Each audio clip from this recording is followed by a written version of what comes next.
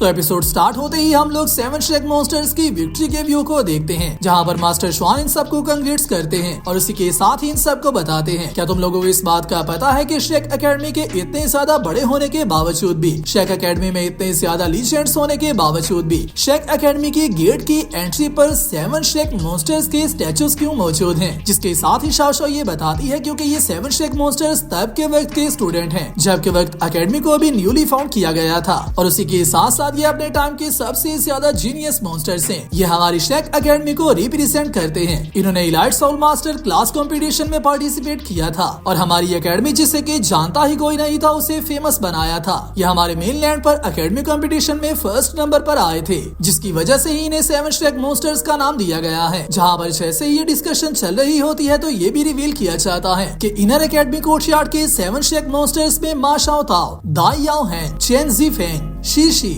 लिंग लो चेन, याओ हुओ श्वान और गोंग योंग यू मौजूद होते हैं, जो कि इनर एकेडमी कोर्टयार्ड के 7 सिलेक्टेड श्रेक मॉन्स्टर्स हैं। मगर उसी के साथ ही मास्टर श्वान इन सबको ये रिवील करते हैं कि इस मैच का मकसद भी 7 श्रेक मॉन्स्टर्स को ही सिलेक्ट करना था, मगर जो 7 श्रेक मॉन्स्टर्स योहाओ की टीम के मेंबर्स बने होते हैं वो सारे 7 श्रेक मॉन्स्टर्स ही सब्स्टिट्यूट प्लेयर होते हैं। जिसका मतलब ये है कि अगर तो ओरिजिनल 7 श्रेक मॉन्स्टर्स में से कोई नॉकआउट हो जाता है तो फिर योहाओ की टीम में सबसे ज्यादा स्ट्रॉन्गेस्ट पर्सन को उसकी जगह मिल जाएगी, और जैसे ही ओरिजिनल 7 श्रेक मॉन्स्टर्स में से कोई भी अपनी स्टडी को कंप्लीट कर लेता है और अपना कोर्स मुकम्मल करने के बाद एकेडमी में से जाने लगता है तो फिर उसके बाद भी योहाओ की टीम के सबसे ज्यादा स्ट्रॉन्गेस्ट मेंबर को उसकी जगह मिल जाएगी। और इसी तरह करते ही फाइनली एक टाइम पर आकर योहाओ की टीम के अभी के सिलेक्ट हुए 7 substitute players inner academy courtyard के रियल 7 श्रेक मॉन्स्टर्स बन जाएंगे, जो सुनकर यहाँ पर मौजूद डेफिनेटली सब लोग काफी ज्यादा मिस होते हैं। जिसके साथ ही मास्टर श्वान यहाँ से बाकी के 5 लोगों को तो भेज देते हैं, मगर वहीं पर योहाओ और वोंगडोंग दोनों ही मास्टर श्वान के पास बचते हैं, और मास्टर श्वान जबकि योहाओ की परफॉर्मेंस को देखकर काफी ज्यादा मिस हुए होते हैं। जहाँ पर योहाओ जैसे ही मास्टर श्वान को अपनी टेक्निक शेयर करता है और अपनी स्पिरिचुअल सेंसेस का यूज करते हुए मास्टर श्वान को 3D डायग्राम दिखाता है, तो उसे देखते हुए मास्टर श्वान काफी ज्यादा मिस हो जाते हैं। और योहाओ की इन सेंसेस को देखते हुए मास्टर श्वान के सेंटेंस में ये बात मौजूद थी कि योहाओ साउल मास्टर कमांडर बनने के लिए ही पैदा हुआ है, मगर फिर भी मास्टर श्वान योहाओ की साउल टेक्निक की वजह से काफी ज्यादा परेशान हो रहे होते हैं, क्योंकि ये साउल टेक्निक सिर्फ 10 साल के साउल मॉन्स्टर से ही आती है, जिसकी वजह से मास्टर श्वान योहाओ के ऊपर स्पिरिचुअल प्रेशर बनाने लगते हैं ताकि योहाओ अपना रियल चेहरा मास्टर श्वान के सामने शो करे। और यहाँ पर मास्टर श्वान को ऐसा लग रहा होता है या तो योहाओ की साउलिंग 100,000 ईयर के मॉन्स्टर में से आती है, या फिर योहाओ खुद ही एक साउल मॉन्स्टर है जिसने के 100,000 ईयर्स के बैरियर को अचीव कर लिया हुआ है और योहाओ दोबारा से एज अ ह्यूमन बॉर्न हुआ है। मगर मास्टर श्वान को स्पिरिचुअल प्रेशर बनाने के बाद भी योहाओ से कोई भी चीज नहीं मिलती, और योहाओ मास्टर श्वान को ये बताता है मैं तांग्स क्लैन का मेंबर हूँ, जिसकी वजह से मैंने अपनी स्पिरिचुअल टेक्निक को पर्पल डीमन आइज की टेक्निक के साथ कम्प्लीटली मर्ज कर लिया हुआ है, जिसकी वजह से ही मैं साउल अटैक्स को भी प्रोड्यूस कर सकता हूँ। मगर मास्टर श्वान को फिर भी इस बात का यकीन नहीं आ रहा होता कि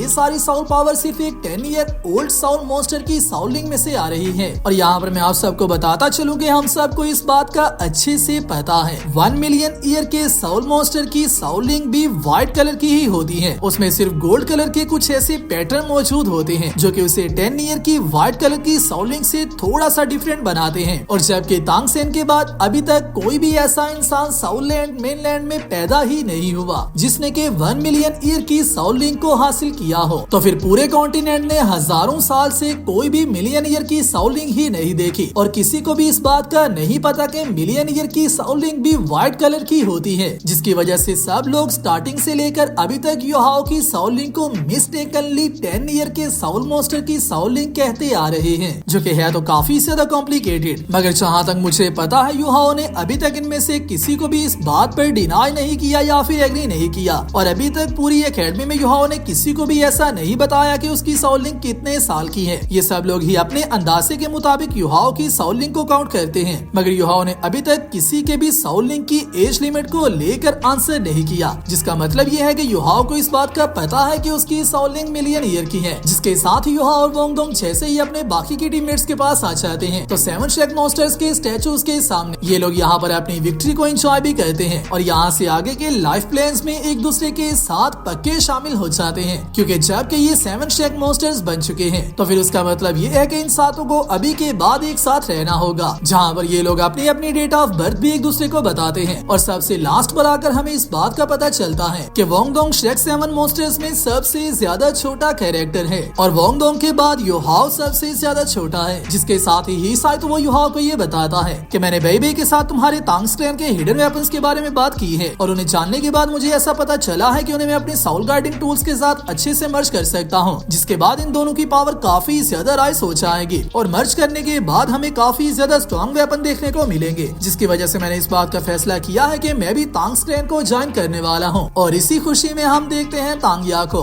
जो कि शाओ सैन की डिसेंडेंट है। हालांकि तांगया तांगसेन की डायरेक्ट डिसेंडेंट नहीं है, मगर तांग्स क्लैन की करंट मास्टर होने की वजह से तांगया डायरेक्टली या फिर इनडायरेक्टली सीधा तांगसेन के साथ जाकर एक बॉन्ड में आती है और तांगसेन इसके एंसेस्टर्स में शामिल होता है। जहाँ पर जैसे ही ये पार्टी चल रही होती है तो इसी के साथ ही बेइबेई शू सांची और जियांग नाना दोनों को आल्सो तांग्स क्लैन को ज्वाइन करने का कहता है। और यहाँ पर शू सांची इन सब से कहता है अगर तो जियांग नानन तुम्हारे तांग्स क्लैन को ज्वाइन कर लेती है तो फिर मुझे भी इस बात से कोई भी इनकार नहीं है। जिसके साथ ही बेइबेई इन सब को बताता है नेक्स्ट मंथ का पूरा मंथ हम लोग टीचर श्वान से टीचिंग्स लेने वाले हैं और टीचर श्वान पर्सनली हम सबको टीच करने वाले हैं। जिसके साथ ही हम लोग देखते हैं 15 दिन के बाद के व्यू को, जहाँ पर मास्टर श्वान ने इन सबको बहुत ही ज्यादा अच्छे तरीके से टीच किया होता है। जिसकी वजह से मास्टर श्वान की क्लासेस की वजह से इन सबको काफी ज्यादा फायदे मिले होते हैं। मगर वहीं पर यहाँ पर हम तांगया को भी देखते हैं, जो कि किसी ने भी नोटिस नहीं किया होगा, यहाँ पर अपने क्लैन के लोगों की प्रोग्रेस को देखकर खुश भी बहुत होती है। मगर वहीं पर तांगया को सीरीज की स्टार्टिंग से लेकर अभी तक मैं पहली मर्तबा सेट देख रहा था। जिसके पीछे की रीजन जो कि मुझे लगती है वो ये है, जिस स्पीड के साथ बेइबेई हुओ युहाओ ही साइतो और वोंगडोंग ये सब लोग जिस स्पीड के साथ आगे बढ़ रहे हैं और जबकि ये लोग 7 श्रेक मॉन्स्टर्स में भी सिलेक्ट हो चुके हुए हैं, तो उसकी वजह से तांगया को कहीं ना कहीं ऐसा लग रहा होता है कि तांगया आने वाले टाइम में अपने क्लैन के लोगों से ही पीछे ना रह जाए। और ये बात वैसे भी सच है, जबकि ये सीरीज स्टार्ट हुई है तो तांग्स क्लैन की मास्टर का हमने कोई भी इतना खास प्लॉट नहीं देखा जो कि इस सीरीज में होना चाहिए था, या फिर इसके पास कोई ऐसा हिडन इनहेरिटेंस तो जरूर होना चाहिए था जिसकी वजह से तांगया को बाकी के सारे लोगों से डिफरेंट और यूनिक बनाया जा सकता। मगर तांगजिया सन ने तांगया को शायद से सिर्फ मछलियां खाने के लिए ही लिखा हुआ है, क्योंकि पूरी सीरीज में जहाँ भी अभी तक मैंने तांगया को देखा है वो खाने के अलावा कोई भी काम नहीं कर रही होती, जो कि कभी कभार मुझे डिसअपॉइंटिंग भी लगता है। आप सब लोग तांगया की प्रोग्रेस को लेकर क्या सोचते हो मुझे नीचे कमेंट्स में जरूर बताना। तो जैसे ही इन सब की ट्रेनिंग कंप्लीट होती है तो उसी के साथ ही मास्टर श्वान इन सब को लेकर इनके इनर एकेडमी कोर्टयार्ड के सीनियर्स के साथ इनका एक फ्रेंडली मैच करवाने के लिए ले जाते हैं। जहाँ पर जैसे ही इनर एकेडमी के 7 श्रेक मॉन्स्टर्स की एंट्री होती है तो इनके यहाँ पर एंट्री काफी ज्यादा अमेजिंग थी। और यहाँ पर टाइम की चेंजिंग के साथ साथ मुझे एक और बात काफी ज्यादा अच्छी लग रही थी, जो कि मुझे पूरी साउलैंड 1 में ही गलत लगती रही है। यहाँ पर मा शाओताओ जो कि मा होंगजुन की डिसेंडेंट है, 7 श्रेक मॉन्स्टर्स की लीडर वो है और 7 श्रेक मॉन्स्टर्स की लीडर होने के साथ साथ वो अपनी टीम में सबसे ज्यादा स्ट्रॉन्ग है। हालांकि दाई मोबाई की स्पिरिट पावर अपने आप में ही एक बहुत ही ज्यादा अमेजिंगली स्ट्रॉन्ग पावर थी, मगर फिर भी मा होंगजुन का मिथिकल बीस्ट अपने आप में ही एक काफी ज्यादा अमेजिंग क्रीचर था। और जैसा कि हम सबको पता है चाइनीज ओरिजिन्स में ड्रैगन्स और फोनिक्स दोनों ही अपने आप में ही काफी ज्यादा मॉन्स्टरस बीस्ट्स हैं। जहाँ पर ड्रैगन अपने आप में ही काफी ज्यादा माइटी कैरेक्टर है, तो वहीं पर फोनिक्स भी अपने आप में ही माइटी और स्ट्रॉन्गेस्ट मॉन्स्टर है। जिसकी वजह से साउलैंड 1 में जहाँ पर मा होंगजुन को अच्छे से शाइन करने का मौका नहीं मिला, वहीं पर साउलैंड 2 में मा होंगजुन की डिसेंडेंट को उसकी जगह शाइन करने का मौका मिल रहा होता है। और हम लोगों को मा होंगजुन की डिसेंडेंट की फोनिक्स की पावर की अमेजिंगनेस इस सीरीज में देखने को मिलने वाली है, जिसे लेकर मैं काफी ज्यादा अमेज हूँ। तो जैसे ही इनर एकेडमी कोर्टयार्ड के 7 श्रेक मॉन्स्टर्स यहाँ पर आ जाते हैं तो आते ही ये लोग एक दूसरे को अपनी इंट्रोडक्शंस करवाने लगते हैं, जिनमें सबसे पहले चेन ज़ीफेंग 57 लेवल का पावर अटैक सिस्टम से बिलोंग करने वाला साउल मास्टर होता है। जिसके बाद आता है गोंग यांग मू जो कि 59 लेवल का सपोर्ट टाइम मास्टर है। जिसके बाद आती है शीशी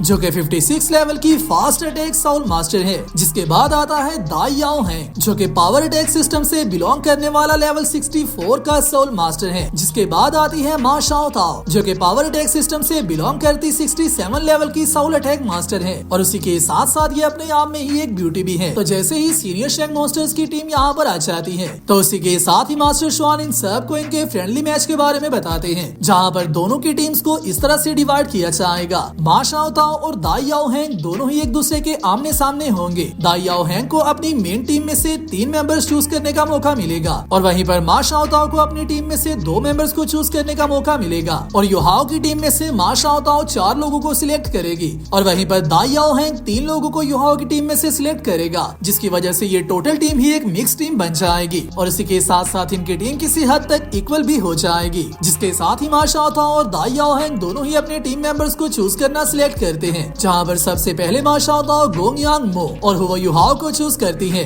वहीं पर दाई याओ हैंग चेन जीफेंग और शू सांशी को चूज करता है। मा शाओताओ शीशी और बेई बेई को चूज करती है। दाई याओ हैंग लो चेन और हाओ शुआन को चूज करता है, जिसके बाद सिलेक्ट होते होते सिर्फ 2 लोग बचते हैं, जहाँ पर शाओ शाओ और वोंग दोंग रह चुके होते हैं और वोंग दोंग हालांकि मा शाओताओ से काफी ज्यादा जलता भी है, मगर यहाँ पर वोंग दोंग इस बात से काफी ज्यादा परेशान हो रहा होता है कि क्या मा शाओताओ से चूज करेगी या फिर नहीं, क्योंकि युहाओ के साथ रहते रहते वोंग दोंग इतना तो पिघल चुका है कि वो युहाओ से एक मैच में भी दूर नहीं रह सकता। मगर उसी के साथ ही मा शाओताओ फाइनली वोंग दोंग को चूज कर लेती है, जहाँ पर हमें वोंग दोंग की गर्ल्स आर्ट भी देखने को मिलती है, जिसके साथ ही मा शाओताओ और दाई याओ हैंग दोनों को ही 10 मिनट तक अपने टैक्टिक्स सिलेक्ट करने का मौका मिलता है और जैसे ये दोनों टीम्स अपने टैक्टिक्स को चूज कर लेते हैं तो उसी के साथ ही ये सब लोग सीधा अरीना हॉल में आ जाते हैं, जहाँ पर इनका ये मैच स्टार्ट होने वाला है, जो कि सारे शेंग मॉन्स्टर्स के कंबाइंड वर्क को और भी ज्यादा अमेजिंग बना देगा।